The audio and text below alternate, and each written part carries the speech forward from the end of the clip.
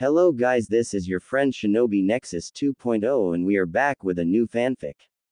Which is What If Naruto Build Ultimate Harem with Mikoto Yugito Yugo Mei Fu Kurotsuchi Tayuya Karugi Hana and Anko, Part 1.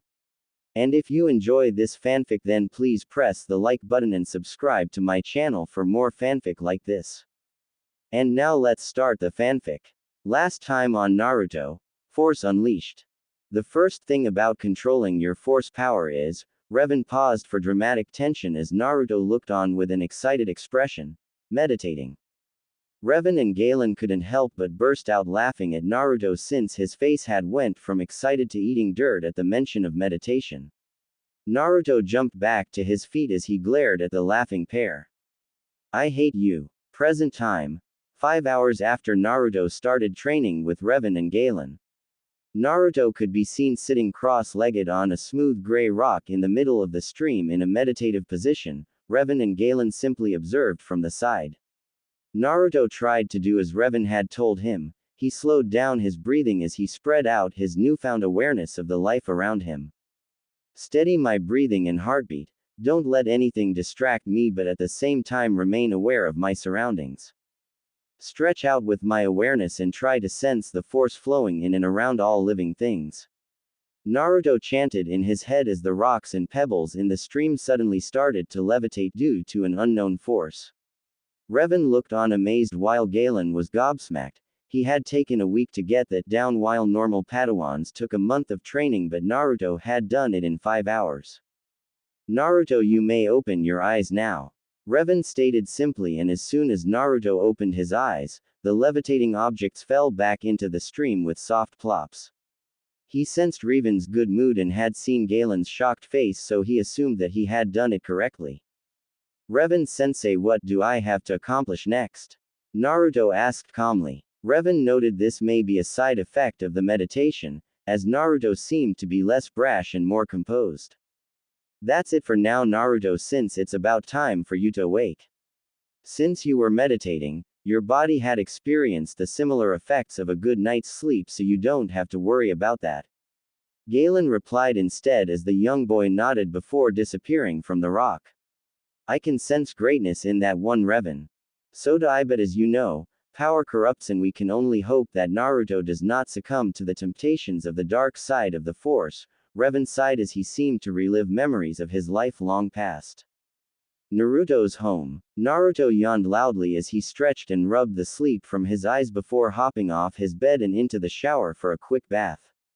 Making his way out of the bathroom just 5 minutes later, he then realized that there was someone in his kitchen. Stealthily making his way to the kitchen, he was relieved that it only turned out to be the Sandaime Hokage, Sarutobi Hiruzen. Ohio Naruto-kun, am I right in assuming that you have yet to eat your breakfast?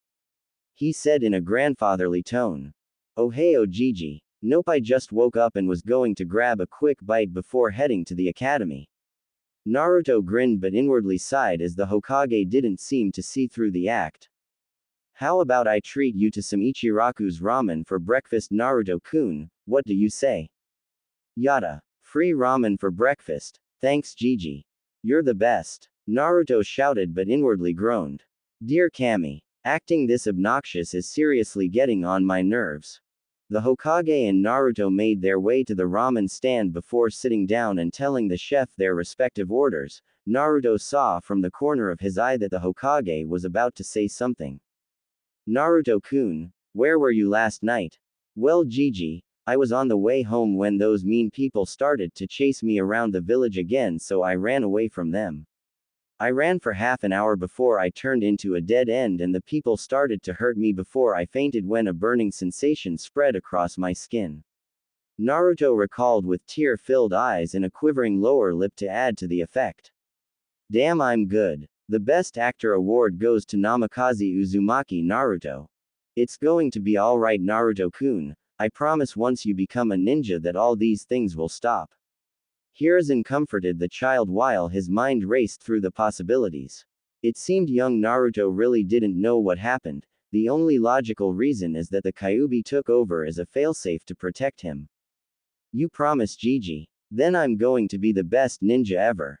Datbeo. And when I'm strong enough, I will take that hat from you, Gigi. Just watch me, I am going to be the best Hokage ever, Datbeo. Naruto boasted as he pumped a fist into the air. I feel like killing myself now, but I understand what Revan-sensei meant by hiding my skills. I'm sure you will, Naruto-kun, now run along. I'm sure Iruka is already starting to look for you since classes started 15 minutes ago. Hiruzen said as Naruto nodded his head enthusiastically before slurping down the remainder of his ramen and leapt off the stool in the direction of the academy.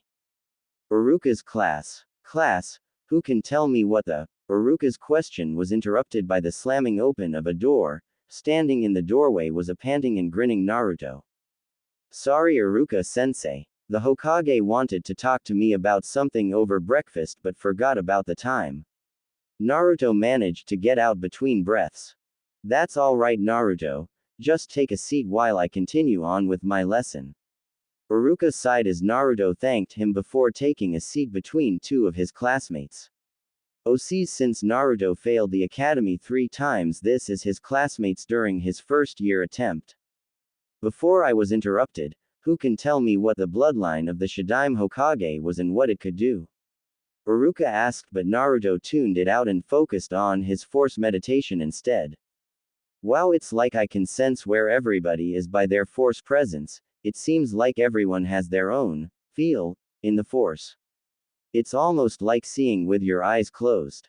Naruto thought as he suddenly sensed an incoming object through his force awareness before reaching out a hand to catch the incoming duster with his eyes still closed. How? Who? What? When? Iruka stumbled over his own words as his jaw along with everyone else's was hanging off the hinges at the amazing feat. Naruto, how did you manage to catch that without looking? That's simple. I'm just that awesome. Naruto exclaimed loudly, causing 90% of the class to facefo while the remainder sweat dropped at the retarded answer.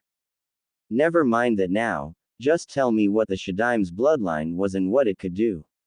Iruka asked after he had recovered, causing Naruto to scratch his head sheepishly. It was something to do with plants or trees, right? He could make them appear from nowhere like magic. He was awesome. Naruto replied with his Dobi mask in place. Close but not really correct. The Shadaime's bloodline was the Mokuton wood release, and it allowed him to grow wood or vines from the ground or even turn parts of his body into wood to attack the enemy.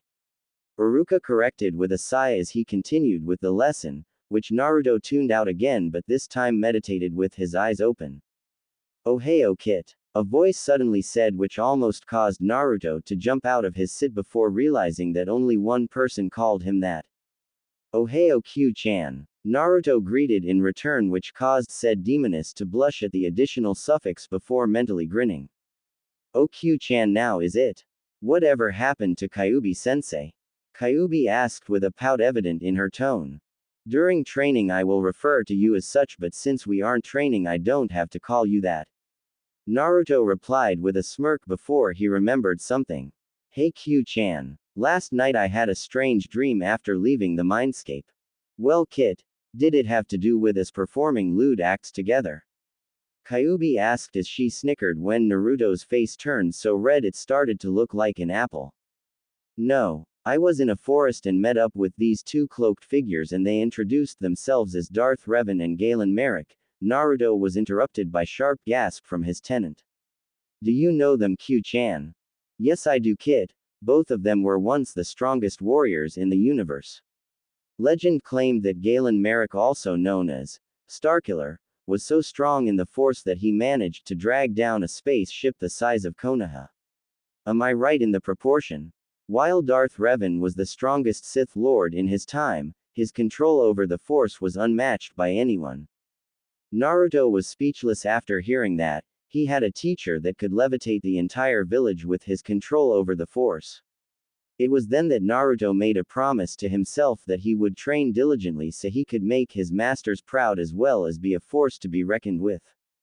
So what did they want with you, Kit? Kyuubi suddenly asked.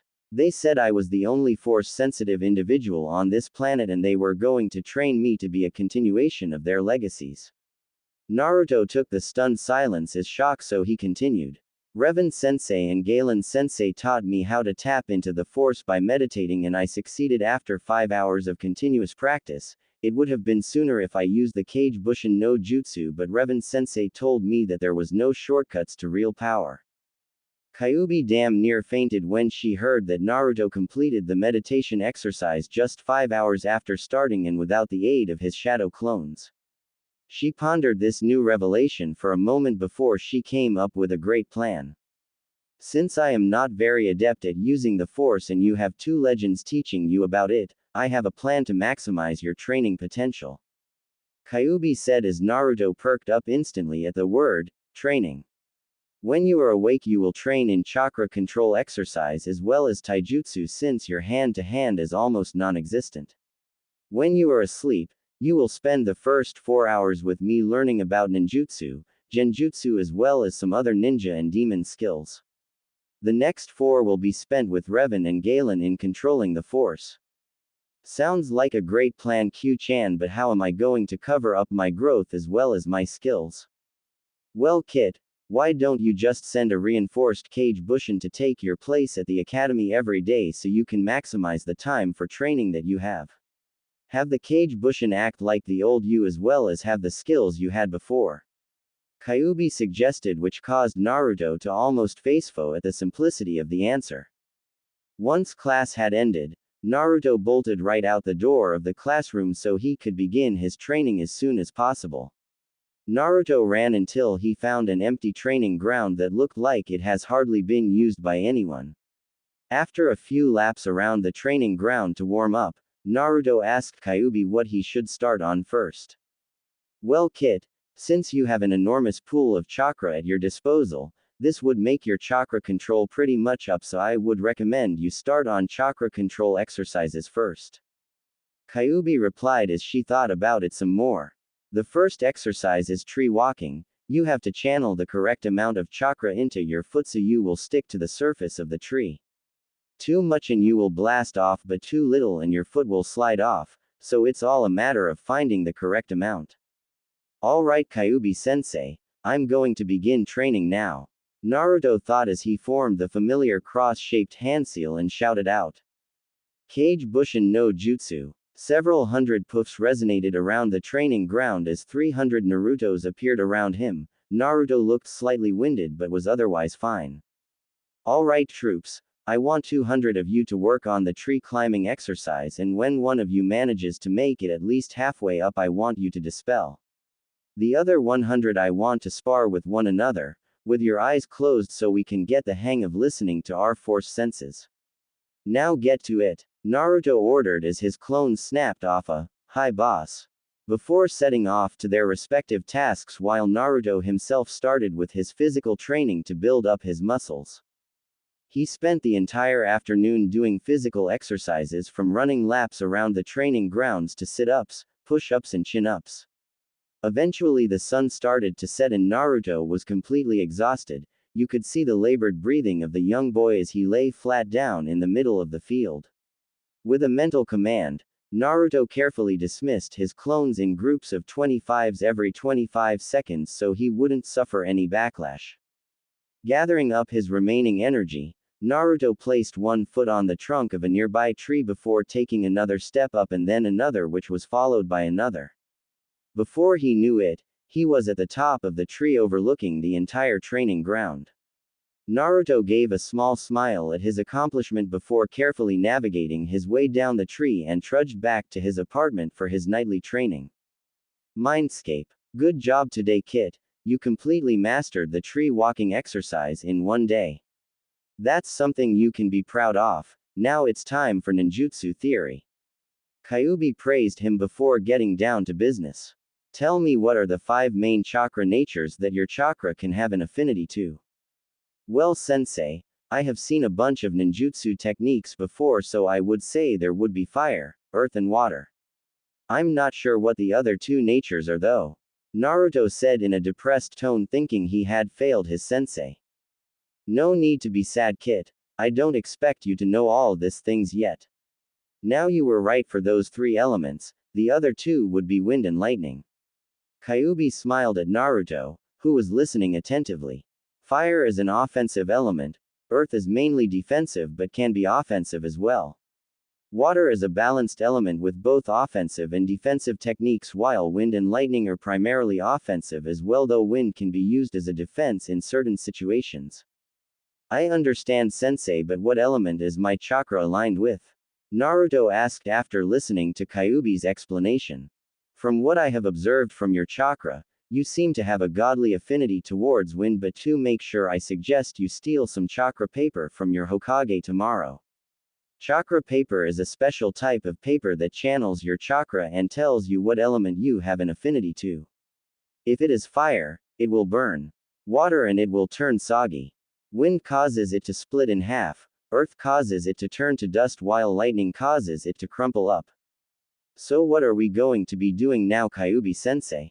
Well, Kit, since we don't know your chakra affinity yet, I guess I will be teaching you how to use killing intent ki to aid you in your battles. Killing intent can do anything from causing your enemy to hesitate for a second to causing total fear-induced paralysis. Right now you won't be able to summon much due to your age, but will be able to do so when you are older. Kyuubi explained as she flicked his forehead, causing him to pout cutely. You can summon your ki just by thinking about something that makes you very angry and direct it at your opponent via your eyes, or you can release it over a wide area. Now I want you to try. Naruto had no trouble doing so as he remembered all the harsh words, the angry glares, and being kicked out of almost every shop. Kyuubi nodded in approval as she sensed a small dose of ki leaking out from Naruto. That's good enough, Kit. You can stop now, she told him, but Naruto seemed unresponsive. Every birthday they come together to chase me, and when they catch me they start to beat me. Why do they do that? Why doesn't anyone stop it? No more. Never again. Next time it happens, I will crush them. Naruto roared in his mind as a huge blast of ki shot out from him in multiple waves. It was so strong it even caused Kyuubi to stumble a bit. Kit, stop. Kit. Naruto. There's no one here that is going to hurt you. Kyuubi shouted as she hugged the young boy to herself and calmly stroking his hair. Calm down, Naruto. Nobody is going to hurt you anymore. I promise I will protect you, okay? I will never leave you. This seemed to work as the killing intent seemed to disappear as Naruto cried into her shoulder as she continued whispering comforting words into his ears until he stopped crying. Arigato, Q-chan. Sorry I let it get out of hand like that. Naruto apologized as he wiped away his remaining tears, causing Kyuubi to give a small smile. It wasn't your fault, Kit. I shouldn't have let you relive those bad memories. I'll spend the rest of the time here teaching you about your mother and father. Come and sit here. Kyuubi motioned for him to sit beside her, and Naruto complied as she began to tell him about his parents. 4 hours later. Remember, Kit, if you have any questions regarding your parents, just ask me and I will answer as best as I can. Now go meet up with your other 2 teachers. I believe they are expecting you. Kyuubi told him as he nodded and faded away. Naruto appeared in the familiar campsite where the 2 force users were already sitting there waiting for him. He walked over to them and sat down. Masters, what training do you have for me now? Today's exercise is for you to consciously levitate this rock with your force powers only. Just remember that the force flows through and around everything, including yourself. Learn to harmonize with it and you will be able to bend it to your will. Imagine the rock floating and it will do so. Revan demonstrated as he motioned with just one finger, and a tree trunk the size of Naruto shot off into the forest. You will need to use your whole hand at first. With training comes experience, and then you will be able to perform it like Revan or I can.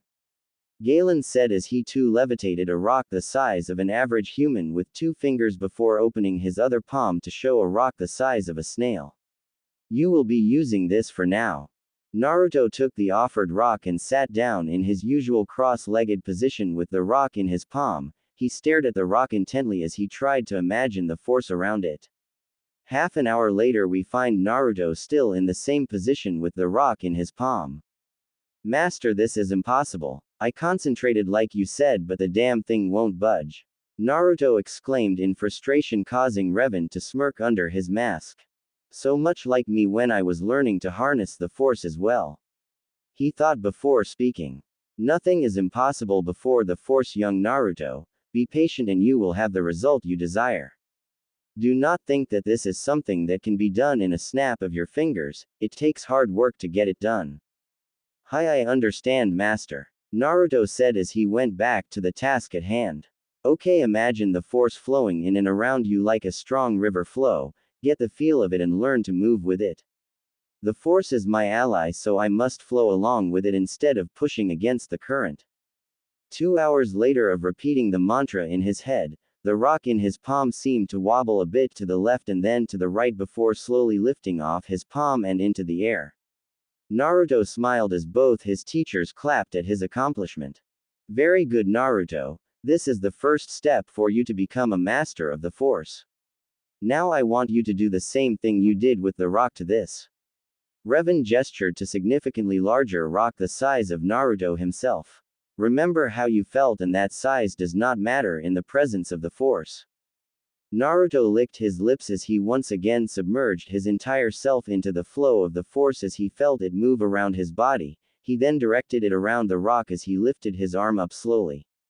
The large rock shifted to the side slowly before hovering at least half a meter of the ground. Naruto panted as he let it drift back down slowly before slumping over from exhaustion. Revan and Galen smiled as Naruto gave them a thumbs up before he fainted. Revan turned towards Galen. He truly is one of a kind, don't you agree, Galen? He asked the younger looking of the two, who simply nodded his head. They sat there in silence as they observed the sleeping child on the ground in front of them. Naruto licked his lips as he once again submerged his entire self into the flow of the Force as he felt it move around his body. He then directed it around the rock as he lifted his arm up slowly. The large rock shifted to the side slowly before hovering at least half a meter of the ground. Naruto panted as he let it drift back down slowly before slumping over from exhaustion. Revan and Galen smiled as Naruto gave them a thumbs up before he fainted. Revan turned towards Galen. He truly is one of a kind, don't you agree, Galen? He asked the younger looking of the two, who simply nodded his head. They sat there in silence as they observed the sleeping child on the ground in front of them. 3 years later. Ha ha ha, you'll never catch me, an orange-clad young boy shouted back at the team of masked Anbu members chasing him. Boy, by the orders of the Lord Hokage, we were ordered to bring you to him for painting the entire Hyuga estate neon pink in color. A bear mask Anbu shouted back while snickers could be heard coming from the rest of the squad as they thought it was hilarious that someone managed to prank the all-seeing eyes of the Hyuga clan. Hey, they had it coming for a long time. Now leave me alone so I can go and get some ramen to eat. Naruto waved at them merrily as he seemed to speed up before colliding with a loud oof with somebody in front of him. After rubbing his head, Naruto looked up into the frowning visage of one Yumino Iruka. Hey Iruka-sensei, I was just, on my way to class. That's it, I was just on my way there when they started chasing me. Naruto, you aren't fooling anybody, so drop the charade and come along. Iruka chastised the boy as he dragged him away to class as the rest of the Anbu squad disappeared to inform the Hokage. None of them saw a shadow observing their every movement during the chase. The shadow moved and revealed the face of a grinning Naruto. You say that, Iruka-san, but you don't even notice that isn't the real me. Has standards for ninjas always been this low? He chuckled slightly as he threw a hood over his head to obscure his face from the public. Naru-kun, you should know that not everyone has such advanced senses as yours and only you have force powers. Kyuubi's voice echoed through his head. I know Q-chan, but I thought an ex-Anbu such as Iruka-san would at least be better than this. Naruto retorted lightly as he stealthily made his way to the training grounds he had been using for the past 3 years. He ran through a series of hand seals before slamming both his palms onto the ground. Ninpu. Otofugen Shoheki no Jutsu. Ninja Art. Sound Silencing Barrier Technique. Alright Naru-kun, now that nobody can hear you, I want to see what you have learned so far over the past 3 years. Start off with ninja techniques before moving on to force techniques. Kyuubi told him. Whatever you say, Q-chan. Naruto cracked his neck before walking on top of the water of a nearby stream whilst balancing a kunai on each fingertip and rotating them in a clockwise direction. After a minute or so of doing that, he suddenly flung all the kunai into the air and quickly drew out 10 shuriken and flinging them all at once.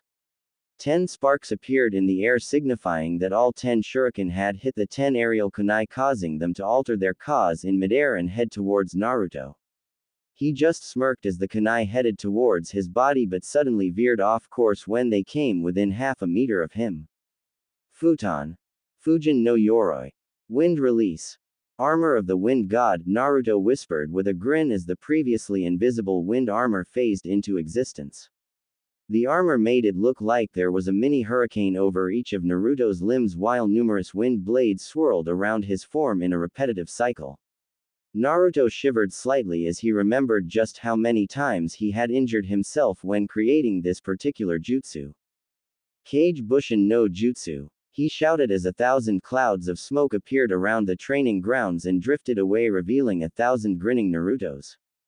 The clones charged at the original in groups of 2s to 3s as the original took on a strange taijutsu stance as he started to engage the oncoming clones. Naruto weaved in and around his opponent's attack as he used the force to sense incoming attacks, which he avoided with his ninja reflexes. Naruto started to counterattack with a barrage of punches and kicks made all the more deadly by the presence of the Fujin no Yoroi. A huge group of clones started to charge in from the east. Naruto sensed them easily and ran through several hand seals before taking a deep breath. Futon. Datappa. Wind release. Great breakthrough, he shot out a huge burst of air that slammed into the rushing clones and dispelled them instantly. The clones started attacking in larger groups as they tried to overwhelm their creator. Naruto sensed all of the remaining clones rushing towards him in a last-bit effort to disable him. Time to say goodbye, clones. Naruto tapped into the force as he felt it flow around him like a calm river. He started pulling all the force in the surrounding area towards him. This resulted in causing the charging clones to get yanked into a gravitational orbit around Naruto as he clenched his fists tightly before throwing his arms outward. Gekutai Sa Seru. Force repulse. The stored-up force energy immediately blasted outward in a huge wave and blew back all the clones in a massive explosion of force energy. Naruto panted slightly from the sudden expenditure of the force. He grinned despite himself and stumbled back onto his. How's that for going all out? Naruto asked aloud, knowing Kyuubi would still be able to hear him. Very impressive, Naru-kun. Now I believe it is lunchtime and you should take a break after that spar. Kyuubi replied in a proud tone as Naruto nodded in agreement. He sprang back onto his feet and steadied himself for a few seconds before walking towards his home so he could cook himself something to eat. Naruto had realized that he could not live off ramen, so he decided to take up cooking as a pastime, and he found out that he was apparently very good at it. After a quiet lunch of rice and fish, Naruto sat down on the floor as he meditated to enter the Force Forest, as he had started to call it. Within the Force Forest. Hello there, young Naruto. I have been waiting for you. Revan smiled behind his mask at the confused look on the boy's face. Why were you waiting for me, Revan-sensei? And where is Galen-sensei? Naruto asked, puzzled. Galen is preoccupied with something. Naruto, during the past 3 years we have trained you in all we know, and as a reward for all your hard work and diligence, we both have something for you. Revan replied, causing Naruto's eyes to widen since he never received any form of present from his masters before. Ah, I sense that Galen is back with your gift. I on the other hand have 3 gifts for you. Revan announced as Galen walked into the campsite with something held behind his back. Would you like to go first, Galen? Alright, I believe that you have earned this, Naruto, for giving your all in training. Happy birthday. Galen said as he handed Naruto a cylindrical object with an engraved hilt. Naruto felt his eyes widen for 2 reasons, the first one being that he had forgotten today was his birthday. Second being that the object handed to him by his master was a lightsaber. He never thought he would own such a legendary weapon. Arigato, Galen-sensei. Naruto stammered out as he accepted the weapon into his hands. Galen gave him a nod to activate it, and he did so with a snap hiss, of the blade. Naruto marveled at the pearl-white blade that emitted from the nozzle of the cylinder. The blade itself was white as snow with a black glow around it. It's beautiful, Master Galen. I will cherish it always. Come here, Naruto. It's time for my gifts. Revan beckoned him over with a gloved hand. Naruto obediently moved over as Revan too handed him a lightsaber. Naruto took it into his hands and ignited it with another, snap hiss. The blade this time was black as midnight with a menacing red glow about it. It seemed to scream danger to anyone who saw it. It's amazing as well, Master Revan. I will guard it with my life. Naruto bowed as Revan pet his head. Naruto, the next two gifts are linked to one another. I want you to wear my armor and take my name when I am gone. Revan crouched in front of Naruto as he looked him from eye to visor. Promise me, Naruto. But where are you going to? Naruto asked uncertainly as Revan and Galen shared a sad glance before sighing and turning back to Naruto. We are finally going to join our family and friends as one in the unifying force.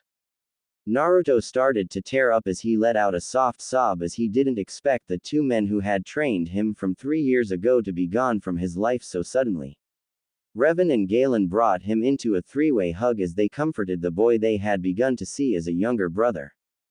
I know it's hard, Naruto, but we have delayed ourselves long enough, and in the end we are all a part of the force, so I want you to promise me, Naruto, take my armor and continue my legacy. Revan told him softly as Naruto wiped away his tears and nodded once. I promise, Revan-sensei. I will miss you guys a lot, Naruto admitted as the two men had similar smiles, though you could not see Revan's one. Goodbye, Naruto, and may the force be with you. They said in unison as their bodies seemed to fade away into blue particles that swirled around Naruto once before floating away into the forest. Naruto just stood there as he felt a sudden surge in his force power before he too faded out from the force forest for the last time. Mindscape. Kyuubi was lying on her bed reading a random book Naruto had generated inside of the mindscape. Apparently Naruto had turned the sewer-like place into a 2-story house around 2 years ago. The book was about a knight who battled against numerous monsters and demons to regain his honor and ended with him succeeding the current ruler of the kingdom and marrying the princess before living happily ever after. Where's my happily ever after? Am I just a demon for someone to kill so they can marry a princess? Kyuubi thought as she sighed before flinging the book into the corner of the room. Wow, what's wrong with the book? A familiar voice called out as she turned her head and saw an amused-looking Naruto holding up the book she had thrown. Overused plotline, Kyuubi joked with a small smile before she seemed to notice the somber aura around Naruto. Hey, what happened? Revan-sensei and Galen-sensei have gone on to join the force. He finally said as his voice cracked as tears threatened his vision once again. I promised Revan-sensei that I would continue his legacy, and I intend to do so. They must have taught you everything they knew already and believed you would advance from there on your own 2 feet. Kyuubi reasoned as Naruto nodded and sniffed while he wiped away the moisture from his eyes. I guess you're right, Q-chan. Naruto sighed as he fiddled with the switch of his lightsaber, catching Kyuubi's interest. They left you a lightsaber. 2 lightsabers, one from each of them. Naruto corrected as he thumbed both of them to life, one blackish-white blade and one reddish-black blade. Naruto swung them in a few basic strokes while Kyuubi watched the deadly light show the blades seem to weave. He eventually thumbed them off as he slumped onto the bed. You must miss them already. Kyuubi voiced his thoughts aloud as she pulled him into a hug as the tears he held back started to fall as his shoulders shook with every gasp of air he took. I can't believe they're gone, he cried onto Kyuubi's shoulder as she rubbed his back soothingly until the tears finally died down as he brought himself back under control. Thanks, Q-chan. Anytime, Naru-kun. It's normal to hurt when you lose someone that is precious to you.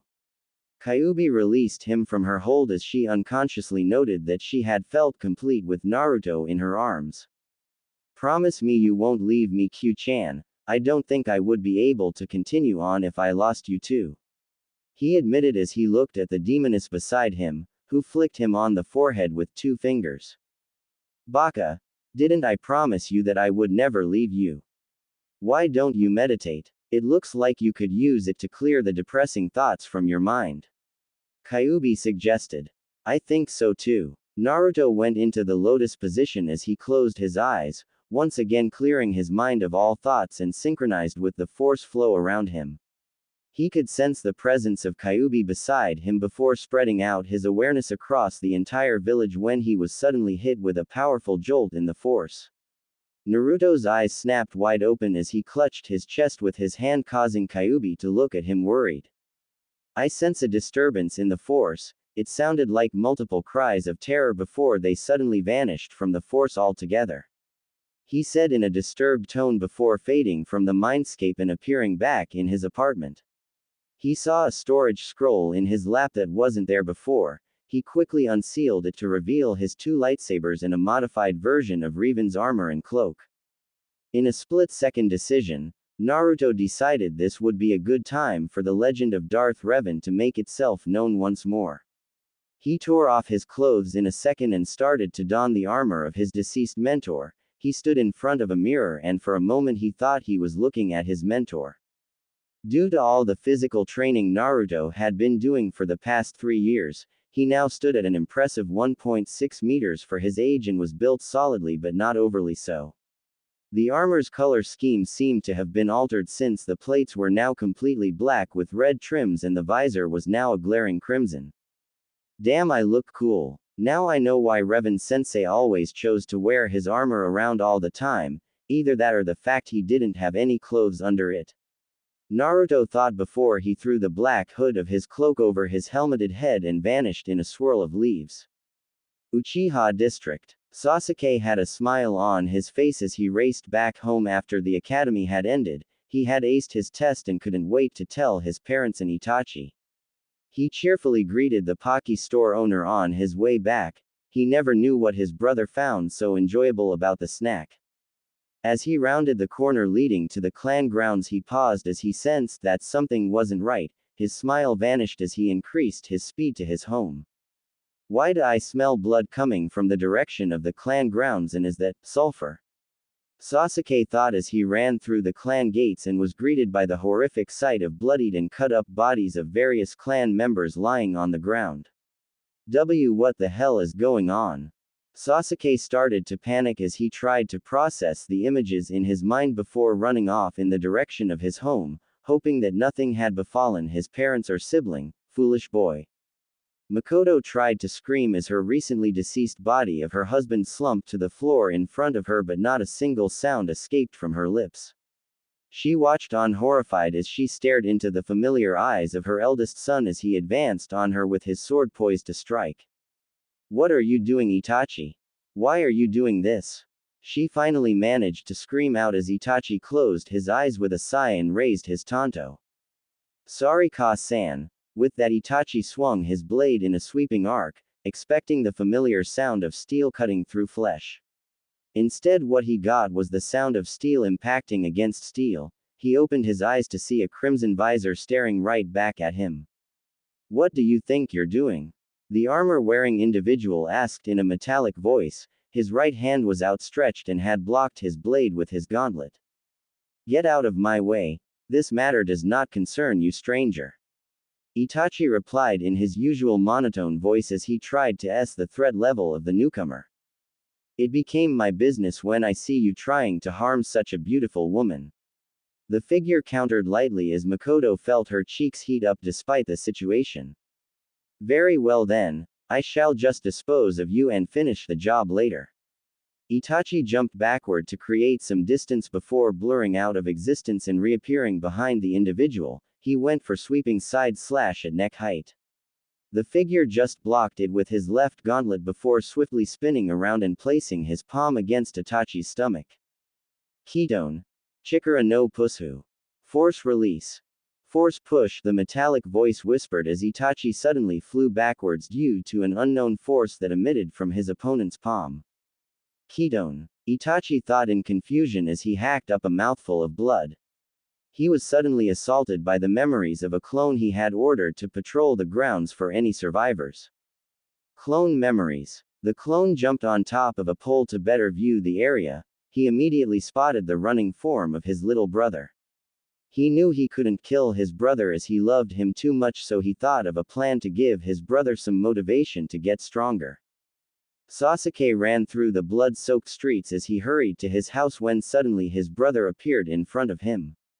Just as he was about to hug him, Sasuke noticed that Itachi was dressed in his Anbu uniform and his tanto was covered with fresh blood. Aniki, what did you do? Sasuke asked in confusion. Itachi's clone just looked at him with indifference before examining the blood-covered blade of his tanto. Just killing this sorry excuse for a clan. What? Why are you doing this? Sasuke shouted in outrage. To test the limits of my power. Nothing more, nothing less, Itachi replied simply as he looked Sasuke in the eyes. I won't kill you today or tomorrow or even next week, but I will come for you eventually. So run, foolish little brother, and cling on to your pathetic existence, hate me and use that hatred to grow stronger. Why, Aniki, why? Sasuke whispered as he looked into Itachi's eyes that suddenly changed into a tri-bladed shuriken. Because I simply can, Tsukuyomi. Moon Reader, Sasuke heard Itachi say before his world suddenly vanished and he found himself in a black and red world. Welcome to my world, little brother. In here I control everything including time. For the next 72 hours you will watch me slaughter the clan and our parents repeatedly. Itachi's clone watched as Sasuke screamed and curled up into a ball after 3 seconds. Damn, I used up my remaining chakra using Tsukuyomi. Back to present. So that's what my clone did. Never mind that. I have to focus on this battle, although almost half my chakra went into that clone. Itachi thought as he wiped the blood from his lips and stood back up. Why don't you just leave, Itachi-san? I don't feel like hurting one of the few people who actually bothered to save me from the mobs when I was young. The figure suddenly said, causing Itachi's eyes to widen comically. This guy is Naruto. When did he get so strong? Looks like I can't finish the mission. Itachi sheathed his tanto and looked at Naruto directly. I can sense the Hokage and Anbu coming already, so I guess you win this round, Naruto-kun. Itachi smiled slightly before leaving via a quick shunshin, leaving behind an amused Naruto and a gaping Mikoto. This person who defeated Itachi, an Anbu captain at age 13, is none other than Uzumaki Naruto. Mikoto thought as Naruto sighed and threw back his hood before removing his helmet. Mikoto blushed as she saw the angular face and wavy blonde hair that was slightly matted down due to sweat. Without the whisker marks he would look like a carbon copy of Minato. Naruto turned and looked at Mikoto before glancing at the corpse of Fugaku. He crouched down beside her and checked her for injuries. Areo injured in any way? No. You arrived just in time, arigato for saving me. Mikoto smiled slightly as Naruto just chuckled and replaced his helmet and hood. No problem, how could I stand by and watch someone scar this beautiful face? Now I must be off as reinforcements are coming in if they ask who saved you. Naruto looked her in the eye with his crimson visor. Tell them, Darth Revan did. Naruto then vanished into the shadows of the house as Mikoto could still feel the blush on her face at the compliment regarding her beauty. Not a minute later, Hiruzen and 2 full squads of Anbu arrived at the scene. Mikoto-san, what happened here? Hiruzen asked softly as he believed the woman to be traumatized by the death of her husband, but in reality Mikoto had been in an arranged marriage and never really loved Fugaku. Itachi just appeared out of nowhere and started attacking us. He managed to wound Fugaku severely before killing him. He was about to kill me when someone saved me. Mikoto trailed off as she remembered Naruto single-handedly holding off Itachi. Can you describe your savior, and did he tell you his name? Hiruzen asked politely while inwardly thinking. Who would be able to hold off Itachi-kun until we arrived? He wore red-trimmed black armor with a helmet and a cloak with a hood. As for his name, Darth Revan. Mikoto decided to honor her savior's wish to remain unknown. I see. Well, Mikoto-san, I think you would be glad to hear that we found Sasuke still alive. He began, causing Mikoto to brighten up considerably. Unfortunately, I think Itachi got to him and did something to his mind because he kept muttering something about hatred and avenging the clan. Oh no, my poor baby. Please take me to him right now, Hokage-sama. Mikoto cried out but thought about something as well. Since Itachi was fighting Naruto-kun the entire time, that means it was a clone, but that would mean Itachi wasn't at his full strength. Especially since he had just killed the rest of the clan. Wait, Naruto-kun. Where did that come from? With Naruto, Darth Revan. Naruto crouched in the shadow of a nearby tree using a technique he had learnt from Kyuubi to mask his chakra presence so people wouldn't be able to sense him easily. He watched as the Anbu escorted a worried-looking Mikoto to the hospital for a checkup as well as to find her son. At least I was fast enough to save her, Naruto thought with a sigh as he leapt away from the scene with a force-enhanced jump. Why did you call her beautiful? Came Kyuubi's question, which caught Naruto off guard and almost caused him to smack face first into the next building. Why the heck did you suddenly ask that? He replied after he saved himself from a humiliating and painful experience. Just answer the question, she snapped, causing Naruto to blink. If he had learned one thing about Kyuubi, it was that she never snapped at him even during training. I was complimenting her. She does look beautiful despite her age. Naruto decided to humor her and answer. And I don't, she said quietly, causing Naruto to gain a look of understanding. Q-chan, are you jealous? He asked in surprise as he never took the red-haired demoness to be the jealous type. No. I was just wondering why you didn't tell me stuff like that. Q-chan, I never said that to you, not because I don't think you aren't beautiful, but because I can't find the words to even begin describing your beauty. Naruto answered honestly, causing her to blush uncontrollably while thanking the gods that she was in the mindscape so Naruto couldn't see it. Ah, thanks Naru-kun. Anytime, Q-chan. A month had passed since the Uchiha massacre. The Sandaime Hokage had put out a notice informing all ninjas to keep a lookout for a person matching Darth Revan's description. However, the ever-elusive Revan kept managing to leave the scene before any ninja forces could arrive. It's as if this Revan character could sense us coming from a mile away, but if that is so, then he has to be an excellent tracker ninja, or the very least an expert Byakugan user. Hiruzen thought as he puffed on his pipe. At any rate, at least he is foiling all this rape, murder and kidnapping attempts from the less savory side of Konoha's population. Hokage-sama, there is a Terumi Mei out here requesting permission to speak with you. She claims it's about something of great importance. His secretary's voice interrupted his thoughts. Send her in. Hiruzen replied before a beautiful teenage girl with long auburn hair walked into his office. He tried his hardest not to let his perverted side surface and coughed to regain some composure. Well, Terumi-san, what could you have to say to me that could be of so much importance? Hokage-sama, I am the current leader of the bloodline rebels in Kiri. Mei bowed slightly and sighed internally at the look of disbelief on the old man's face. I assure you that I am not joking. I was elected leader due to my dual bloodlines. I have the ability to combine my elements into sub-elements, which in my case would be fire and earth to create Yoden, lava release, and fire and water to create Futen, boil release. Most impressive for someone your age, so what have you come to ask of me, Terumi-san? Hiruzen asked as he took another puff of his pipe.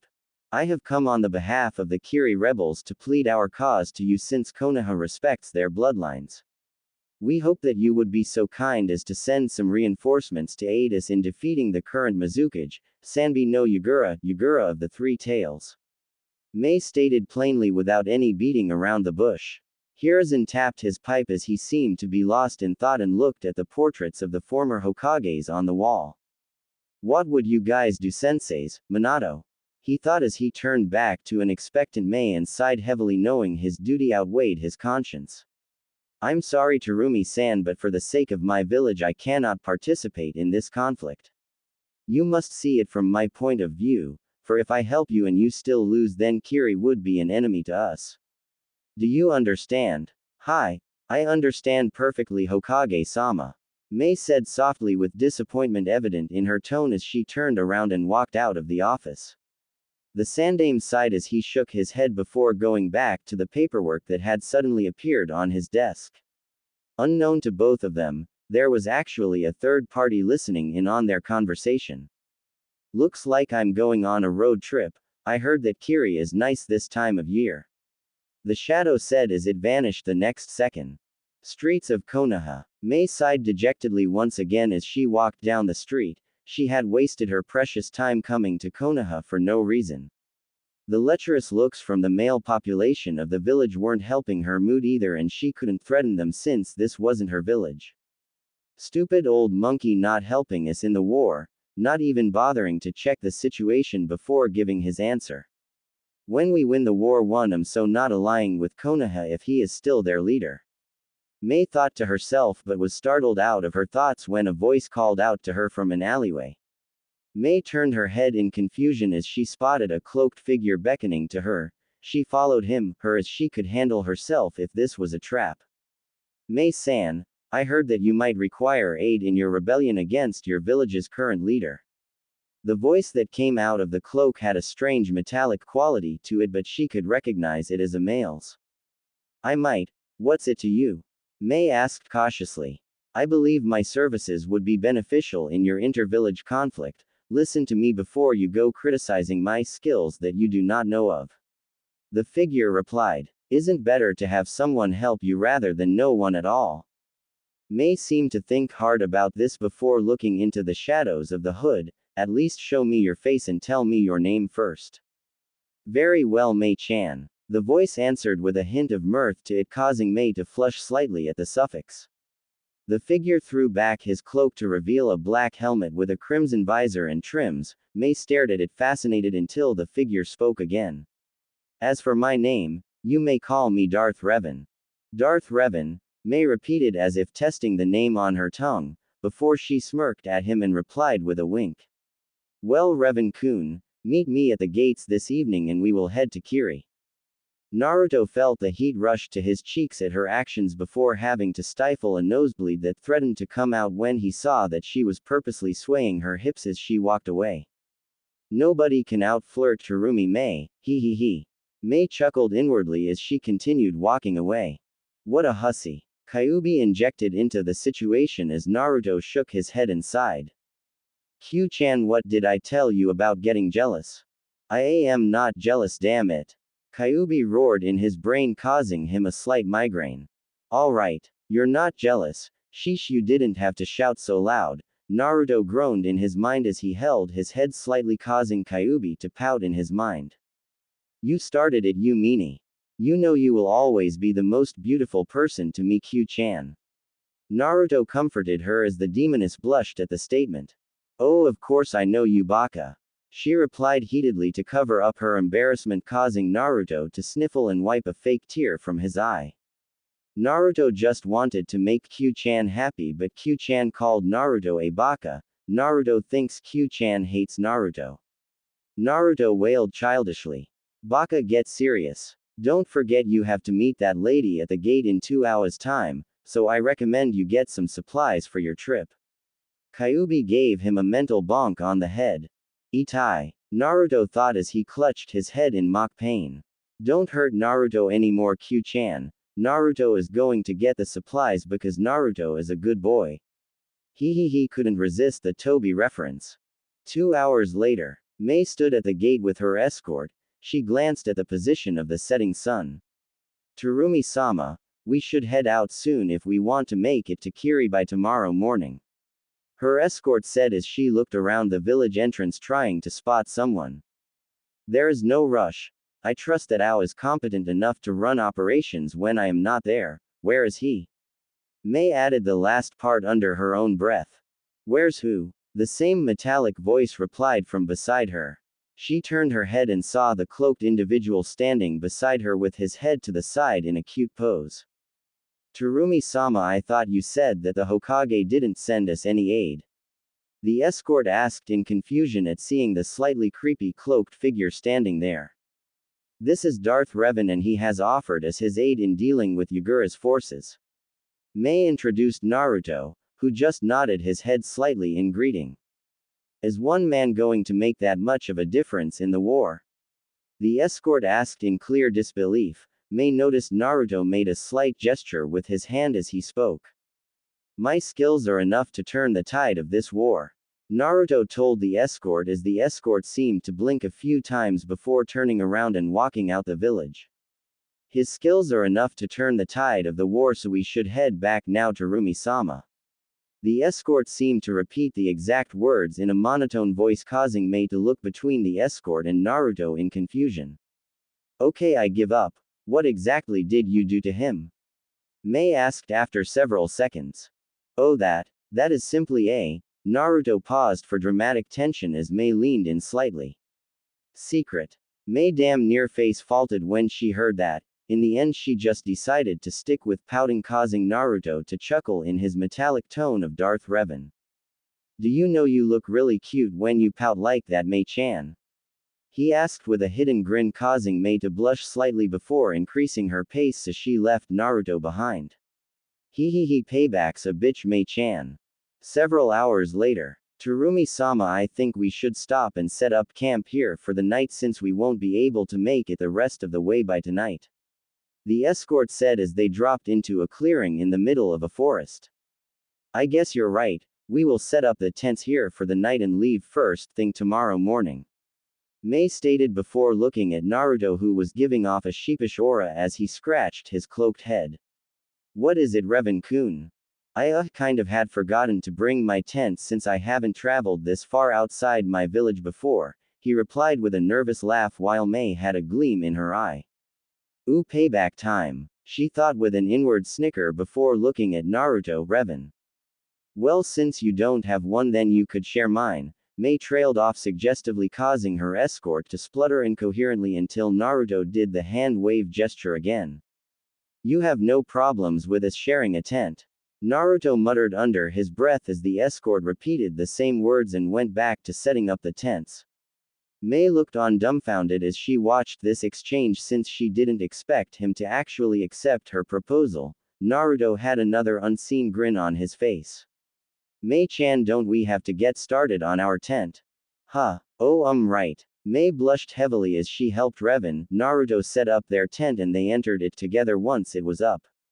Naruto took off his helmet with a hiss of air escaping and shook his sweat-matted down hair back into its original spiky position. He stiffened when he heard a gasp from behind him. God damn it. I totally forgot we were sharing a tent. Naruto groaned in his mind before turning around to address the situation at hand. Wow, who knew he was this hot under that helmet? Mei thought with a blush when Naruto turned around and couldn't help but study his handsome visage. Well, this is my true face. Naruto sighed as Mei looked at him with a puzzled expression that Naruto thought looked cute on her. Why do you wear a helmet that covers your entire face when there are no deformities for it to cover up? She asked him, causing Naruto to sigh as he knew there was no backing out now. My real name is Uzumaki Naruto and I am the Jinchuriki of the Kyuubi. Yes, the same Kyuubi that attacked around 8 years ago. The Yondaime couldn't defeat it, so he resealed it into me. The villagers hate my guts for containing the Kyuubi, so they regularly beat me for that. I wear the mask so that they won't recognize me, and as a promise to a friend passed on. To suffer so much and still retain your sanity. Wait a minute. You are only 8 years old. Mei suddenly exclaimed, causing Naruto to chuckle and scratch his head. My appearance is a side effect of all my physical training for the past 3 years and accelerated growth due to containing Q-chan inside me. Q-chan. Mei voiced out, confused. Oh, the Kyuubi is a she and is actually very nice when you get to know her, and she only attacked on that night due to a genjutsu-influenced bloodlust. Naruto replied simply while Mei just blinked 3 times to process the information before pointing at the sky. Ha! Take that, you stupid bastards. The strongest tailed demon is female. She shouted suddenly, causing Naruto to sweat drop. I think I was wrong about her, Naru-kun. She and I are going to get along really well, Kyuubi mused in his mind, causing Naruto to sigh. Well, Mei-chan, I guess that's it for an explanation. Now let's turn in for the night since we have another long day ahead tomorrow. He said with a yawn to emphasize his statement. Sure, Revan-kun. Good night. Mei chirped with amusement in her voice. Night, Mei-chan. Naruto murmured as he fell asleep almost instantly. Next morning, sunlight streamed through the small gap in the entrance of the tent, causing both occupants to groan and wake up at the same time. And they awoke in a rather interesting position. Mei had sometime during the night rolled on top of Naruto's sleeping form and snuggled into his chest while Naruto had one hand over her in a protective fashion.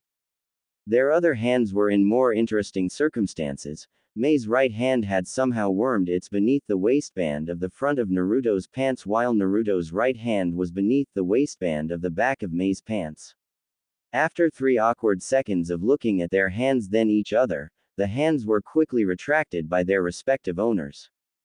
I didn't mean for that to happen. Naruto blushed madly as he apologized whilst thinking. Damn, she has a soft yet firm. Me too, it must have happened when we were sleeping, Mei replied with a similar blush on her face whilst thinking. Dear Kami, he's only 8 years old and I estimated that he is already 6 inches. Breakfast made for an awkward ordeal as the escort looked at the pair in confusion, since whenever one of them caught the eye of the other, both would turn away immediately with blushes on their respective faces. After finishing their breakfast, Naruto and Mei agreed never to bring up that memory again, or at least in the presence of company. I believe that if we went by yesterday's pace, we would arrive in Mizu no Kuni, Land of Water, by mid-afternoon. The escort said as Mei and Naruto nodded in agreement before moving off in the direction of Kiri. Naruto was conversing with Kyuubi mentally about the so-called Sanbi no Yagura, the current leader of Kiri. Last I heard about the Sanbi was when Kushina overheard Minato discussing with his advisors about Kiri sealing the Sanbi into some baby by their leader at the time. Kyuubi growled at the thought of Kiri sealing the Sanbi just to be used as a weapon. Was the Sanbi attacking their village at that time? Naruto asked mentally as he continued moving despite the inner conversation he was having. That's the thing. Sanbi-chan was one of the gentlest of us all and wouldn't harm a living thing without good reason, yet the damn Mizukage at that time sealed her just to make a weapon for his village. Good thing he died soon after the sealing, the world doesn't need trash like that. She snarled in reply, causing Naruto to frown slightly. As someone who bears the similar burden of being a Jinchuriki, why did he suddenly start the bloodline purges out of the blue when it was obvious that bloodlines make the village stronger? The thought has been bugging me as well. There are 2 logical answers to that. 1. He has gone completely batshit insane. 2. Which is more likely, that someone is controlling or manipulating his actions. Kyuubi stated as Naruto seemed to believe it as well.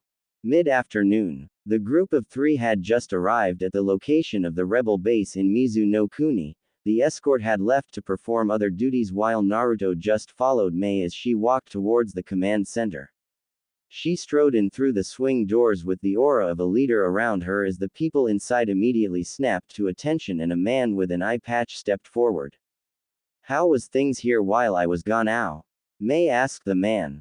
We are still holding our ground, Mei, but we won't be able to for much longer if we don't get reinforcements and supplies. By the way, who is he? Ao jerked his thumb in the direction of Naruto, who was leaning against a wall as he observed the 2 talk.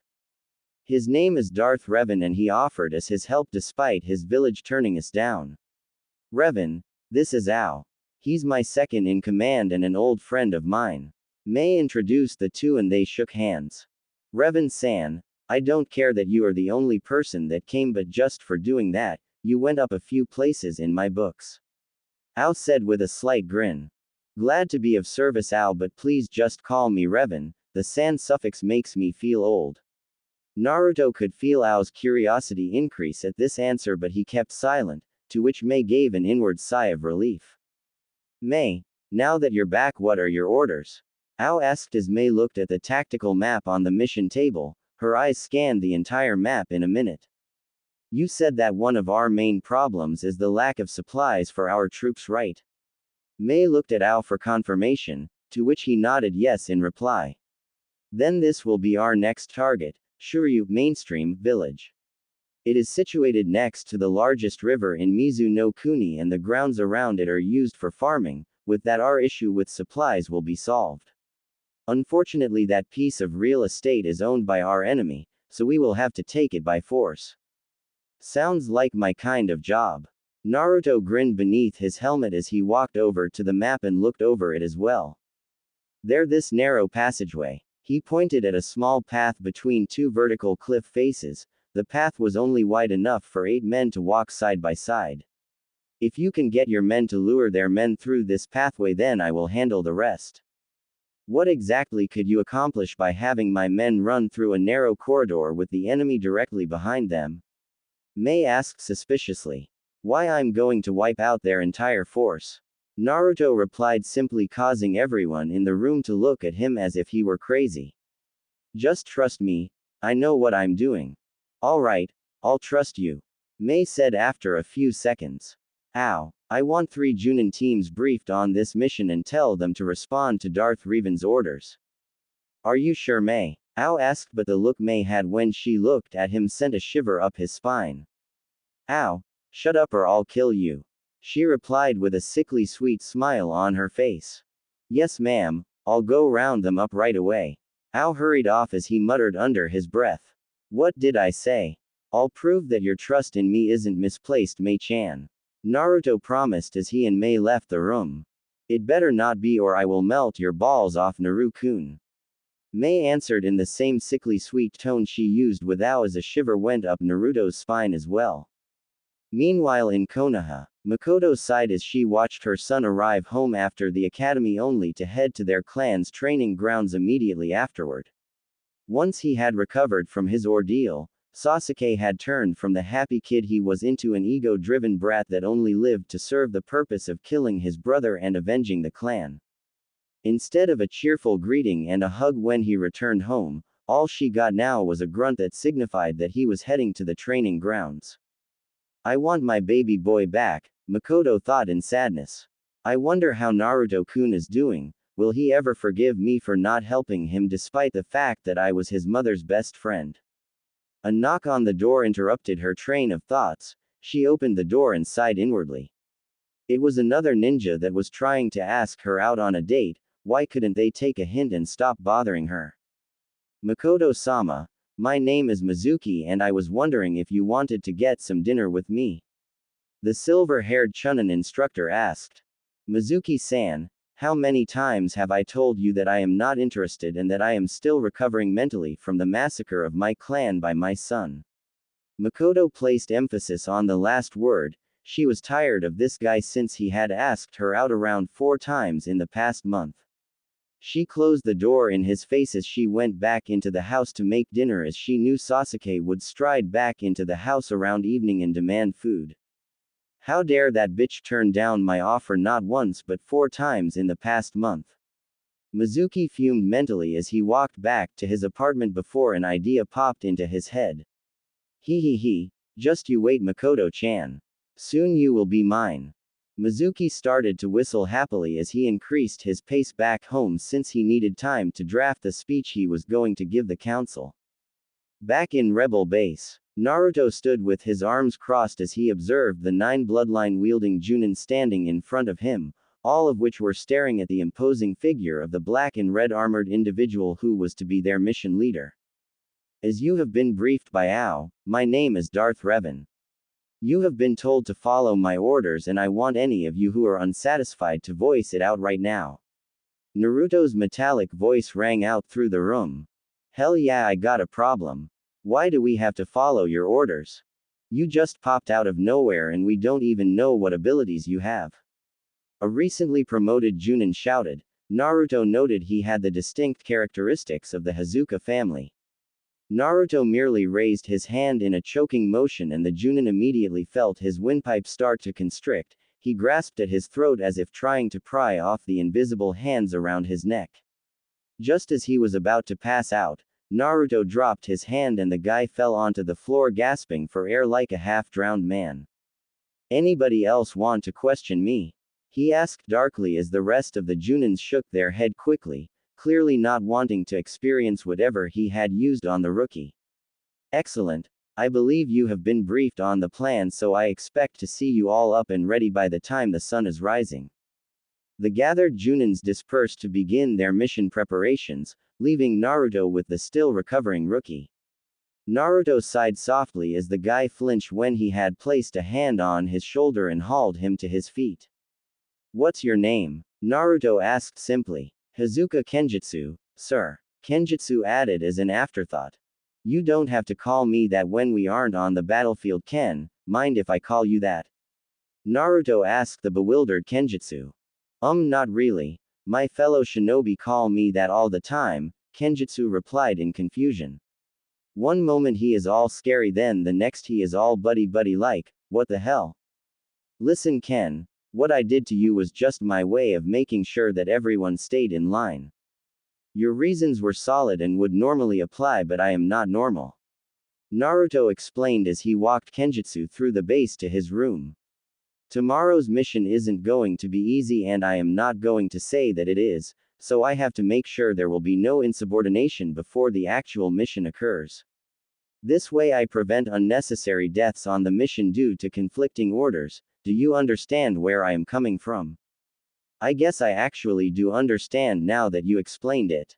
Kenjutsu stopped just outside his room and faced Naruto and held out a hand.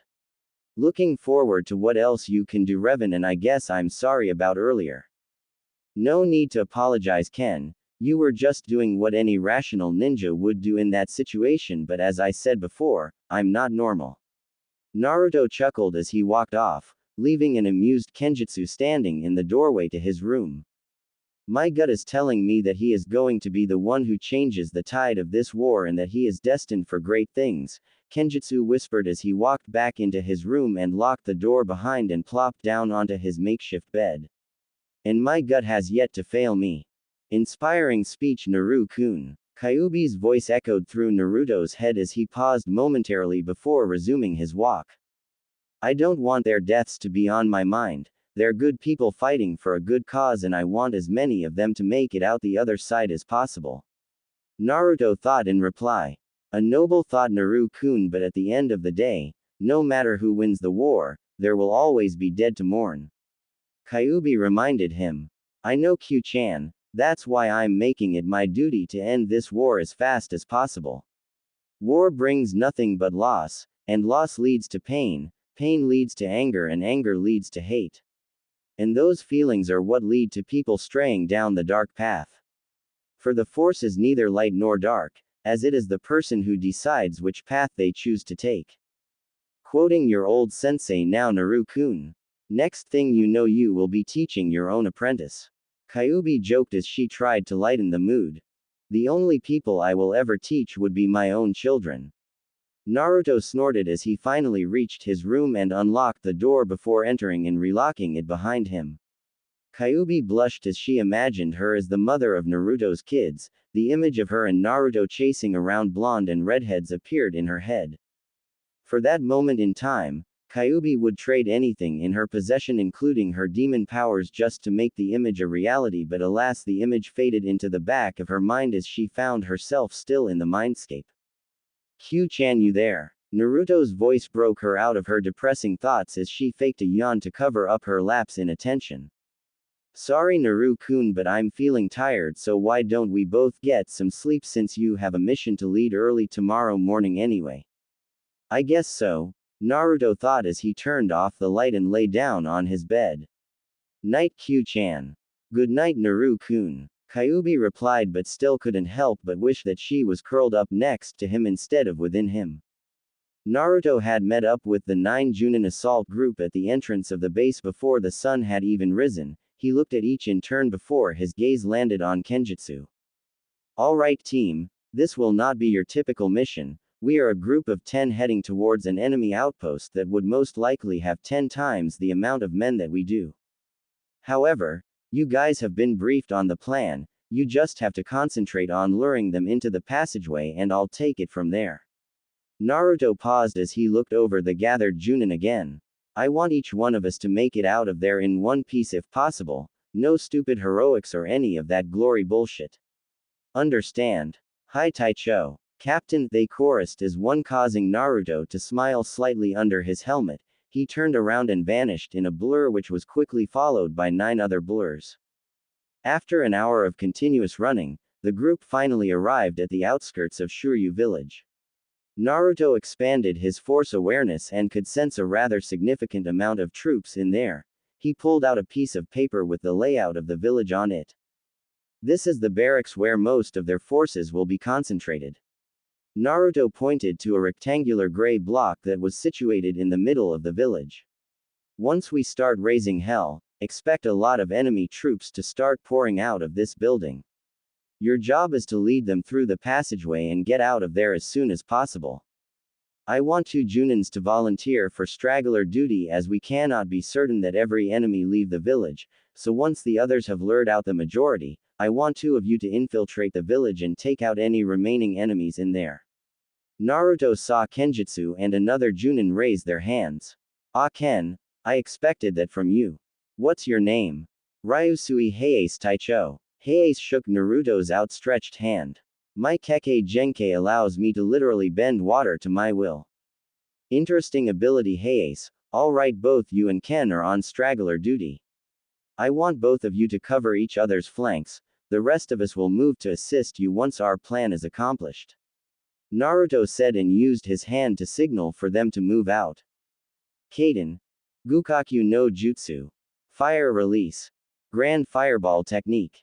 Several of the Junins shouted as huge balls of fire slammed into random points of the village as Naruto watched from his perch in a nearby tree. Perhaps I should have reminded them that we want this place in one piece, Naruto mused aloud as he watched a gigantic water dragon smash into a building and collapsing it. As predicted by Naruto, enemy troops started pouring out of the barracks and into the streets. Jutsus, kunais and shurikens were flying through the air as both sides struggled to get the advantage. Suddenly the rebels started to pull back towards the narrow pathway. Upon seeing their enemy fleeing, Yugura's forces roared in victory and began to chase the fleeing rebels through the passage. Guess that's my cue, Naruto thought as he held out both his hands and started to push them together and downwards at the same time. Sweat started to drip down his face as he struggled with some unseen forces and continued to try and push his hands together. The rebels had made it out the other side of the passageway when they heard a loud rumbling sound coming from behind them. They turned around only to see the most amazing thing in their lives. The vertical cliff faces had started to crumble and eventually started an avalanche that buried the entire group of advancing enemy forces. Naruto was panting heavily as he slumped back against the trunk of the tree he was in. He grinned as he saw what he had accomplished. Kenjutsu and Heiase had their jaws hanging off the hinges when they saw their captain bring down 2 cliffs made of solid rock with just some gestures of his hands. What the hell is he? Heiase asked in awe before he was slapped on the back of his head by Kenjutsu. Ouch. What the hell, man? No idea what the hell he is, but I'm just glad he's on our side. Now, in case you have forgotten, we have a job to do. Kenjutsu grinned with his shark-like teeth as he jumped over the fence while drawing his katana at the same time. Heiase sighed before he jumped over the fence as well. He landed on the opposite side and saw Kenjutsu already rushing towards the barracks. Wait for me, you moron! Heiase shouted as he took off after Kenjutsu, who had already decapitated the poor fool who thought it was safe to stick his head out the barracks door. He saw another Chunin heading for Kenjutsu's back as he was too occupied fighting with another Junin. Heiase quickly summoned water from a nearby puddle and launched it in the form of a spear right through the Chunin's chest. A few minutes later, Naruto and the rest of the Junin's sweat dropped in unison when they returned to the village to find Kenjutsu sitting on a pile of dead enemies while sipping from his water bottle. I see you guys handled it perfectly well without our help, Naruto deadpanned as he surveyed the area, a few buildings destroyed by the surprise attack but nothing too serious. He then looked at his team to see if any of them required medical treatment. Kenjutsu and Heiase were fine while the rest only had shallow cuts and slightly singed clothes. Great job, guys. Looks like we managed to secure a victory without losing any men today. Naruto congratulated them. That's great and all, but mind telling us how you managed to bring down 2 cliffs just by gesturing with your hands? Kenjutsu asked, causing Naruto to blink and look around at the curious faces. It's simple. He waited until the Junins were starting to lean slightly. It's my bloodline. Cue multiple face faults at the simplistic answer as Kenjutsu jumped back to his feet immediately and pointed a finger at Naruto. You expect me to believe there is a bloodline out there that allows you to do that kind of shit? Yes. Naruto replied, simply causing everyone to sweat drop. Now if you guys are done interrogating me, we have to inform Mei about our victory here. Rebel Command Center. Mei-sama. Mei-sama. We just received a letter from Revan that they had successfully captured Shuryu village without losing any of our own forces while the enemy had lost their entire force stationed there. A Chunin announced after bursting into the command room. That's excellent news. Ow. I want as many available troops as possible to go and occupy Shuryu village as soon as possible. Someone write a reply that states I want Revan back here immediately. Mei shouted out orders as everyone scrambled to comply. I knew I made the right choice in trusting you, Naruto-kun. Hopefully with you helping us we might be able to win this war. She thought to herself. Shuryu village. Naruto read the letter that had arrived seconds ago via Carrier Hawk. He turned back to the group of Junin to address them. It has been great working with you guys, sorry, and girl, for this mission, but it looks like I have been recalled to base. Your orders are to remain here until reinforcements arrive to properly secure the village, so I guess I'll see you around. Naruto took turns shaking each of their hands while the only female of the group gave him a hug and peck on his helmet's cheek, causing the guys to snicker. Naruto gave them one last nod before dashing off in the direction of the base. He grinned suddenly at the memories of his dispelled clone. Clone's memories. As soon as the original Naruto had left the village, a shadow slowly inched away from its hiding spot before trying to make a break for it. The shadow was revealed to be an enemy Chunin that had somehow managed to evade detection. He ran as fast as possible to warn his cage about what happened. Unfortunately for him, Naruto had sensed him easily and created a cage bushin to intercept him, which resulted in the Chunin skidding to a halt when he saw the imposing figure of Darth Revan in front of him. How are you here? I saw you leave in the other direction. The man exclaimed in fright as he tried to look for a possible way out. Revan merely held out his hand with a grasping motion, causing the Chunin to suddenly start floating off the forest floor. The man panicked as he struggled to break free of the force grasp. How are you doing this?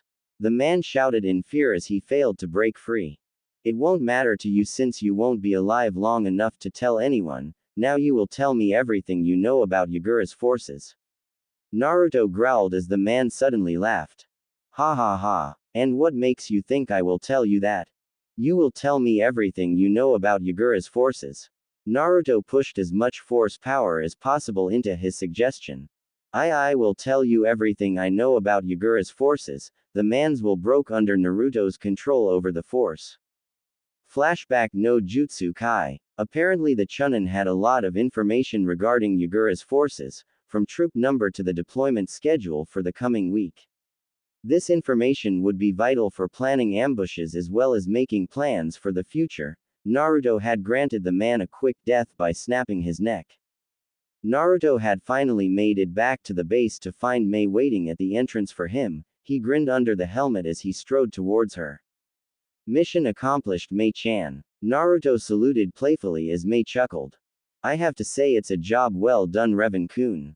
Mei replied using his alias as there could be people listening in. Do you have anything you wish to report?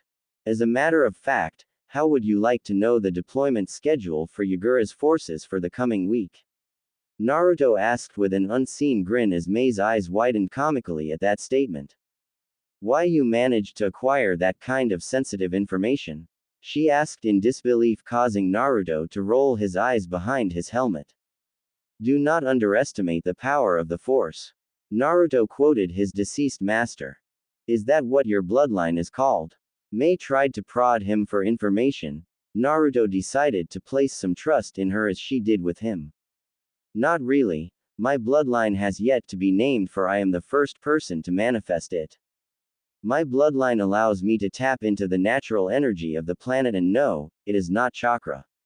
Naruto explained as best as he could. From my understanding, chakra is a mutated form of the Force. Chakra is a mixture of physical and spiritual energy that are generated within the body of living things. However, the force is the energy of the universe.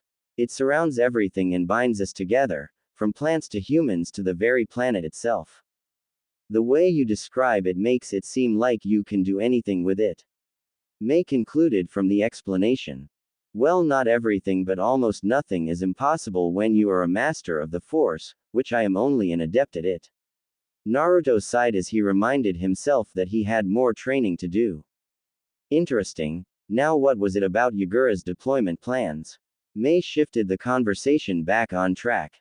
Well, I do know he is planning a few strike runs here and there, mostly to trick you into keeping your forces thinned out. However, his real plan is to lead his entire army to march on this very base. Naruto drew on a piece of map of Mizu no Kuni, circling the places he had pointed out. That means, May paled as she realized what would happen if Yagura were to lead his army straight for their base. Yes, it means he is going to end this war with one final decisive strike. He still thinks that he has the element of surprise that is something we can use to our advantage. Naruto said as he tapped his chin repeatedly. Shouldn't I recall all our forces to the base in this case? May asked in concern. Definitely not. That would just tip him off that we know what he's planning. Naruto trailed off as he examined the map further. This open plain between the two forces, yes, that would work perfectly. What is it? Do you have a plan? May asked as she looked at the map as well. Not only do I have a plan, but this plan is going to turn the tide of this war if not end it. Naruto waved his hands excitedly. Then I expect you to have the details of this so-called plan ironed out by tomorrow, so you can debrief the entire base on what course of action you want us to take. May told him. It will be done by tomorrow morning, May-chan. Naruto rolled up the map and sealed it into a storage seal on the inner side of his cloak. Good. I have some routine checkups to perform now. Would you be interested in joining me? May asked with a slight blush. Who in the right mind would decline an invitation to spend time with such a beautiful woman? Naruto smirked when he saw May's blush increase in intensity. The first stop is the canteen to grab something to eat and we will make our way from there. May said once she had her blush under control again. Naruto nodded his consent as he walked side by side with her to the mess hall. He heard snatches of conversation along the way. Hey, see that armored guy beside our leader? A chunin nudged his friend walking beside him. Of course I do, what's the matter? I heard that he was the leader of the 10-man team that had secured an enemy outpost and wiped out the entire force stationed there without losing any men. No way, that's the guy that I've been hearing about. I won't want to get on his bad side. I heard he had almost killed a Junin without even touching him. I agree, man. I heard the rumors that said he managed to collapse 2 cliffs just by making hand gestures. Seems like someone is becoming quite the star around here. May whispered so other people wouldn't overhear. What can I say? When I do something, I do it to the best of my ability. Naruto shrugged his shoulders uncaringly as they continued walking. Oh really? Tell me, Revan-kun, does that motto apply to the bedroom as well? May cooed seductively. Wouldn't you like to know, May-chan? Naruto countered instantly, causing May's brain to run through several scenarios that left her panties slightly damp. Naruto had a small grin under his helmet that he had finally gotten the last say against the auburn-haired female beside him. Konoha's council chambers. Mizuki, you better have a good reason for asking us to gather here today, or it's going to be your head on a platter. A fat merchant grunted as he plopped down into his seat. I agree with him, and why isn't the Hokage here? Hyuga Hiyashi sat with his arms crossed as his pupilless eyes gazed upon the form of Mizuki standing in the middle of the chamber. I apologize, esteemed members of the council, for gathering you here today, but I assure you that it is for the betterment of Konoha. And as for why Hokage-sama isn't here, that is because this meeting does not require his presence, so I did not want to distract him from his work. Mizuki grinned inwardly as the council members seemed to settle down after his explanation. So for what purpose have you called us here for, boy? An old, bandaged man by the name of Shimura Danzo asked as he tapped his cane impatiently on the wooden floor. Dear council members, I am sure all of you remember the night we lost the majority of the Uchiha clan to Uchiha Itachi's rampage. Mizuki began as a murmur broke out through the chamber. I believe that we may begin the restoration of the great Uchiha clan faster than we had imagined. Please elaborate on what you mean by that, Mizuki-san. Akamichi Shuza inquired politely.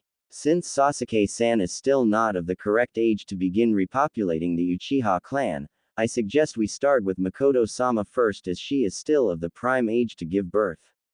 Mizuki replied, which immediately caused Inuzuka-sum to burst out of her seat.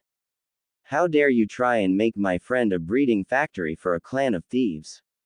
Sum shouted in outrage, barely controlling herself from tearing the man into tiny shreds.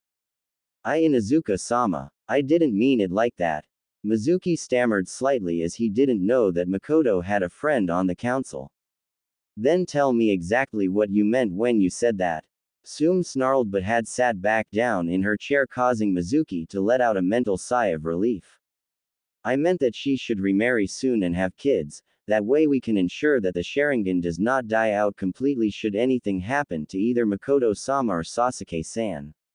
Mizuki said. And who exactly is she to marry, huh? You. Sum growled lowly, as if warning him to try anything funny. If she does not find anyone to marry by the end of the coming week, then why shouldn't I marry her? Mizuki countered the statement, causing more discussion among the council members. Troublesome, if she were to find someone else to marry before then. Nara Shikaku asked before Sum had another outburst. Then she would bear that man's children and marry him, simple as that. Mizuki replied a little unsurely this time. Shall we pass a vote on this then? Mitoman Homura asked. The Inuzukas do not accept such a ridiculous request. Sum growled. The Nara clan also object this request. Shikaku said in a bored tone. The Akamichi clan does not support your decision. Shuza said. The Hyuga clan does not support this request. Hiyashi said, but for the reason that he didn't want the Uchiha clan back. The Yamanaka clan objects as well. Inoichi said. The Aburame clan does not support this request. Shibi said in his usual monotone voice. In the end, only these 6 clan heads had opposed the request, while the remaining 9 council members approved it, leading to a grinning Mizuki as his plan was accomplished. I can't believe those old farts on the council approved of that absurd request. Sum shouted as she threw her hands into the air in frustration.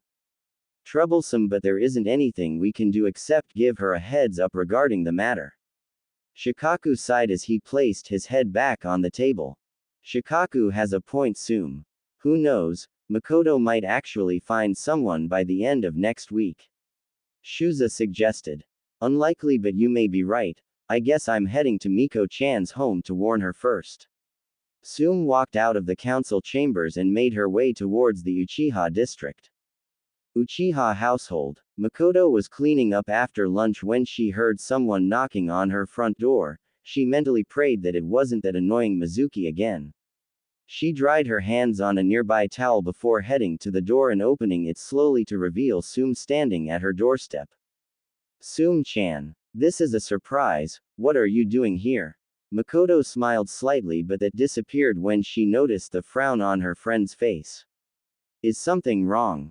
Miko-chan, I believe this conversation would be better suited within your home. Sum told her as Mikoto quickly invited her in and locked the door behind them. What's bothering you, Sum-chan? Mikoto asked once the pair had sat down on the sofas in the living room. Sum sighed heavily before repeating the events in the council chambers up until she decided to warn her about it.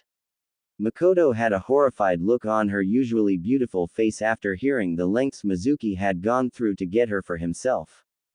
I'm sorry that I couldn't do anything to overrule their decision, Miko-chan, Sum said apologetically. It's alright, Sum-chan. I know that you couldn't do anything in that situation. Mikoto had a small smile on her face as she tried to think of a way out of this.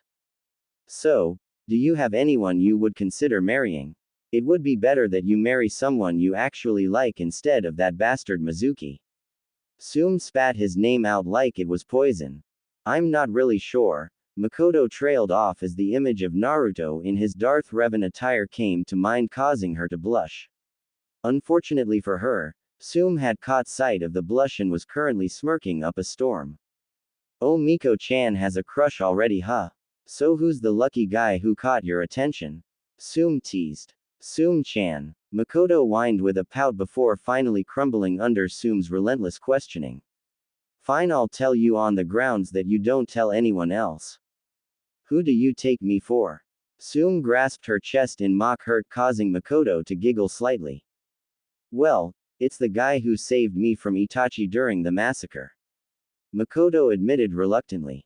You mean that Darth Revan guy that has been stopping all the crime in Konoha recently? Sume asked. I thought you said he was wearing a cloak and helmet. He was wearing a cloak and helmet, but he showed me his face before he left. Don't tell anyone I told you that. Mikoto looked at Sume seriously, who agreed to keep her mouth shut. So, was he hot? Sume asked suddenly with a feral grin.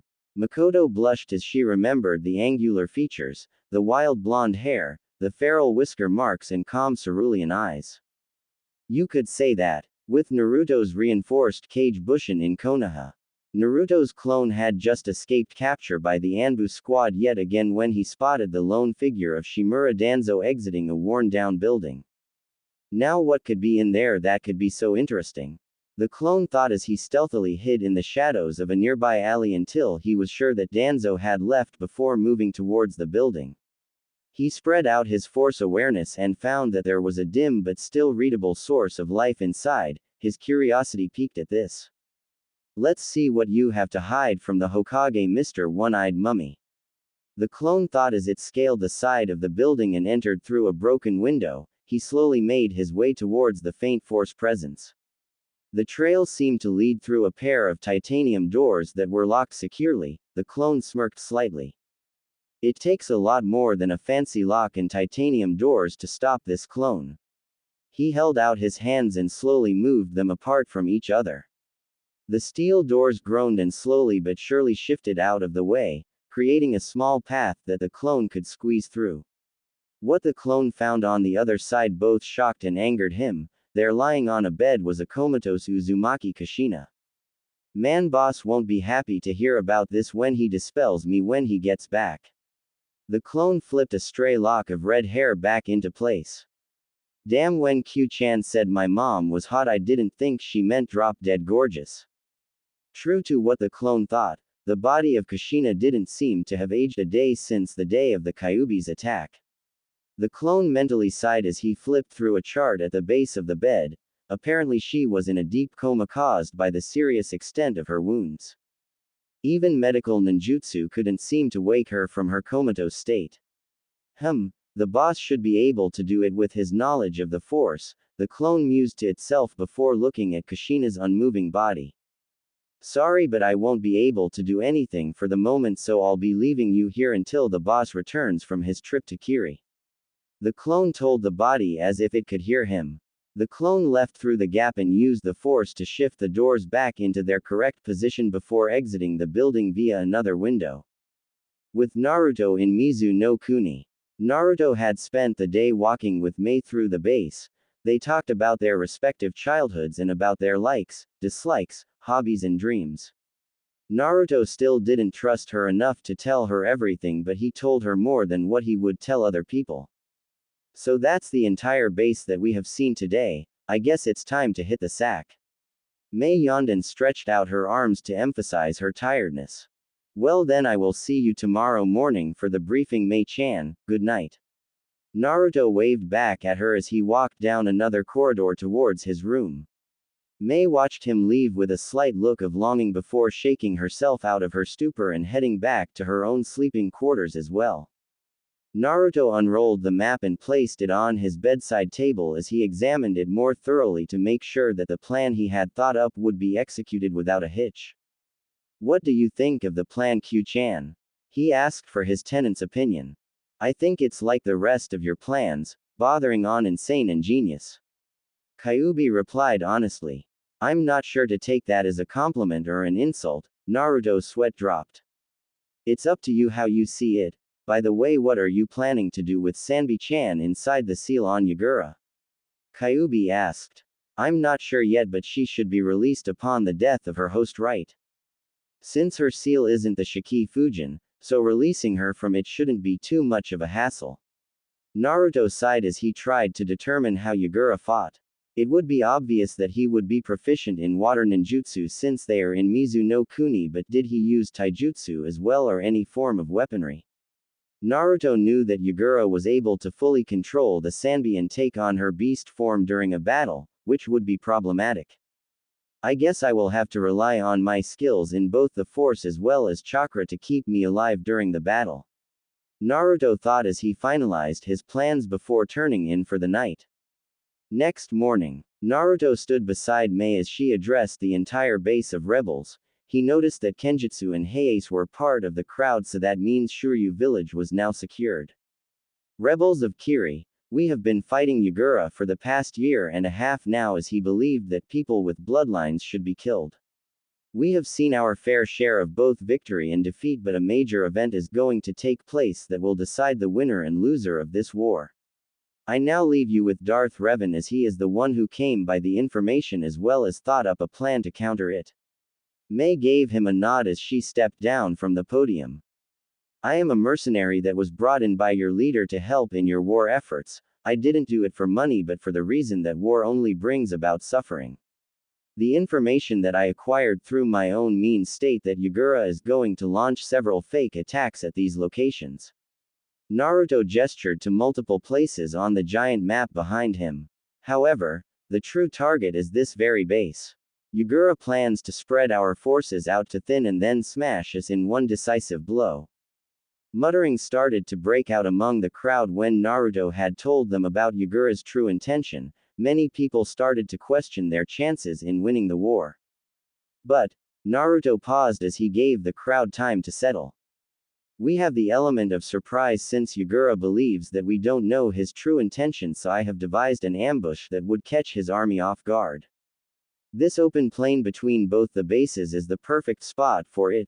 The rebels will use earth jutsus to excavate the area underneath this plain into several tunnels. We will then line these tunnels with exploding tags that we will set off when they are crossing the field. In the midst of their confusion, we will attack from the surrounding forest. Silence reigned through the briefing room after Naruto had finished explaining his plan, until Kenjutsu started to break out into laughter. Ha ha ha, another crazy plan, Revan. Don't worry man, I got your back. You have my support as well, Revan. Heiase added as Naruto gave them a nod of acknowledgement. You can count on us as well, Revan Taicho. The group of Junin he had lead chorused as the rest of the crowd roared their approval of the plan. Naruto sighed in relief as he believed the most difficult part of the plan was getting the rebels to actually go along with his plan. He saw that Mei and Aower gave him nods of approval. He smiled under his helmet as he walked over to them. Damn, I've heard of some crazy plans in my life, but this one really takes the cake. In my time, shinobi faced each other on the battlefield face to face. Ao ranted on again about the old days, causing Naruto and Mei to develop a common twitching eyebrow. Ow, shut up or we'll kill you.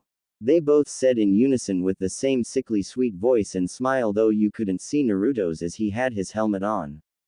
Sorry. Ao apologized with sweat running down his face and quickly running off while muttering under his breath again. What did I say that time? I hope that the plan goes through smoothly, because if it doesn't then the shit will hit the fan so fast you won't even have time to blink. Naruto sighed as Mei gave him a comforting squeeze on his shoulder. I'm sure everything will be fine, Naruto-kun, I trust your judgment. She smiled and used his real name to show that she had really meant what she said. Arigato Mei-chan, but I want you to promise me something. Naruto held her by her shoulders as he depolarized his visor so she could see his eyes. What is it?